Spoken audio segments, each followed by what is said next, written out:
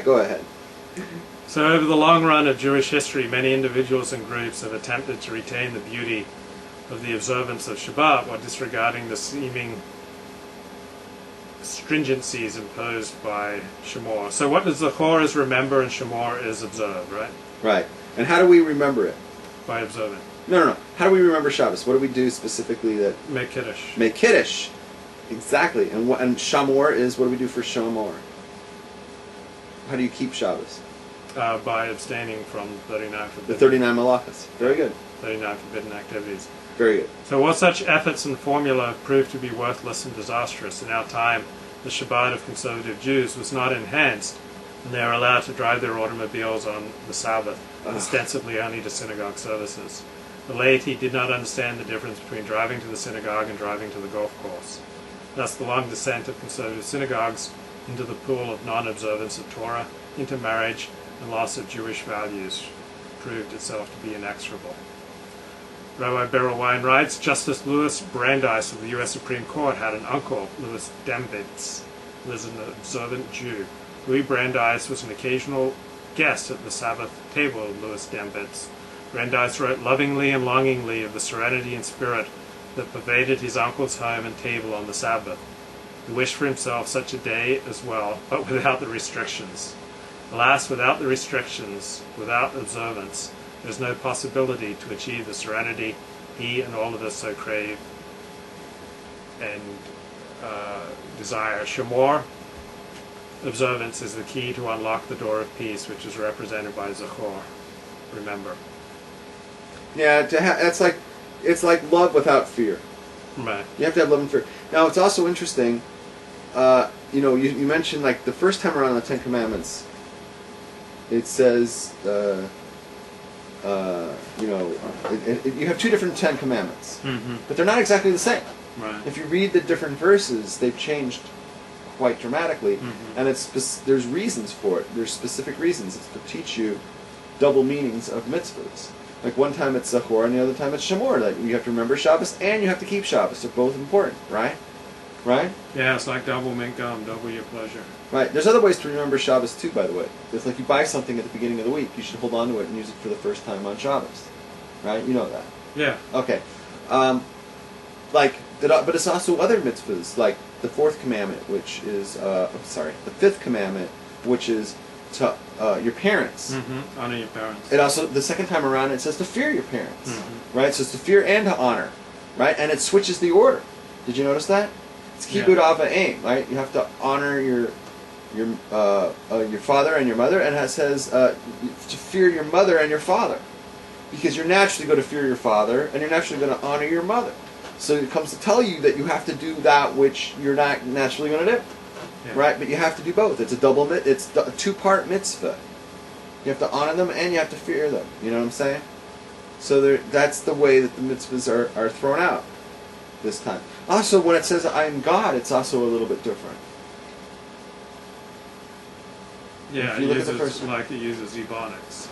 Yeah, this time it uses a little bit of ebonics and And a rap. Yeah, it's a little bit of jive talk there. Yeah. So it'd be more accessible to more people. Yeah, because after 40 years, right. A lot of people are on welfare and whatnot. Right. You gotta talk their language. Exactly. All right, keep going. So in the Torah portion of Yitro, the Sabbath is used as a tool to remember creation and God the Creator. Thus has a seemingly universal characteristic not restricted to Israel alone. However, in this week's Torah portion of Vayet Hanan represents the deliverance of Israel from Egyptian bondage, a historical event unique to the Jewish people alone.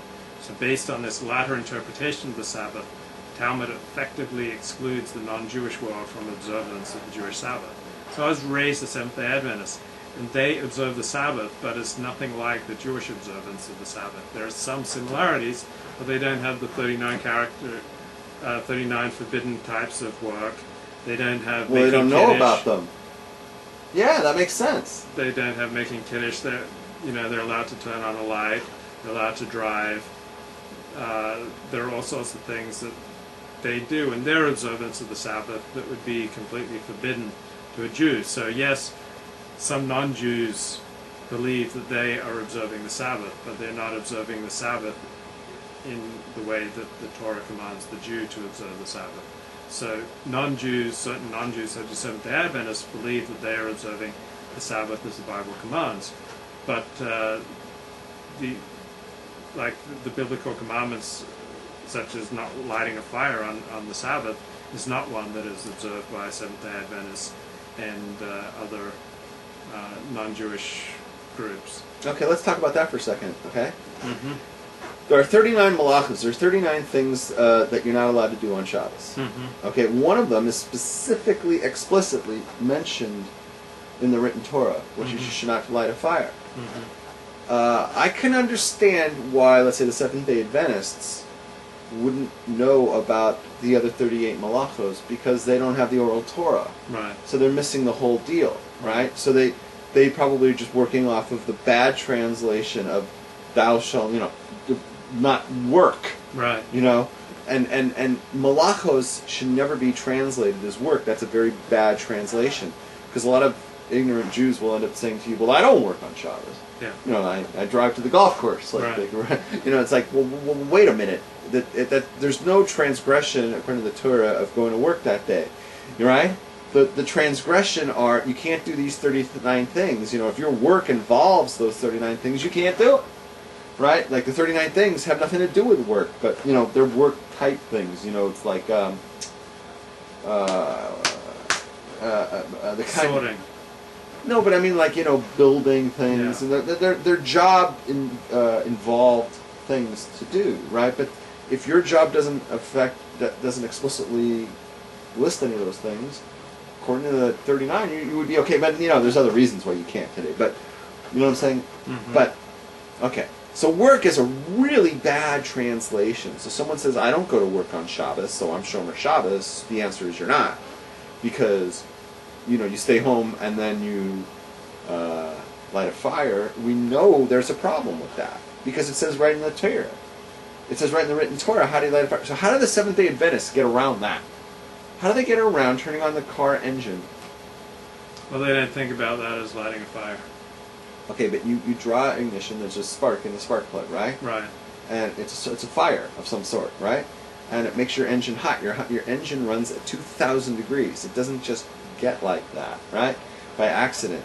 There's some sort of heating element, right? How do you get around that when the Torah clearly says you're not allowed to light a fire? So, do they turn on the heating at home? Yes. They would turn on the heating at home. You would turn on the gas stove, light a fire. Yeah. So they would take a match and strike it and light it. Would they light a cigarette? Oh, No, Seventh-day that's Adventists don't smoke. Forget that one. But they wouldn't, generally speaking, light a fire. Like, they wouldn't put fire on the fireplace and then strike it. Well, let's just talk about an oven. I mean, a stove. Yeah, they'll stove. And the pilot turn on the oven. the pilot goes out. Yeah. And they have to cook. Yeah. Would they Yeah. strike a fire Yeah. on Sabbath Yeah. to get that gas burner going? Yeah. So that's called lighting a fire on Shabbos. So how do you get around that? There's no other way to get. How do you justify that? If you're trying to keep Shabbos and it says in the written Torah that you're not allowed to light a fire, how do you get around that?